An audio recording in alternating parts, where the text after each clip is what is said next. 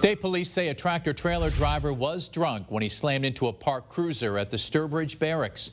Troopers report the crash happened last night when the rig hit an unoccupied state police cruiser outside the barracks, pushing it up over a curb and right into a light pole.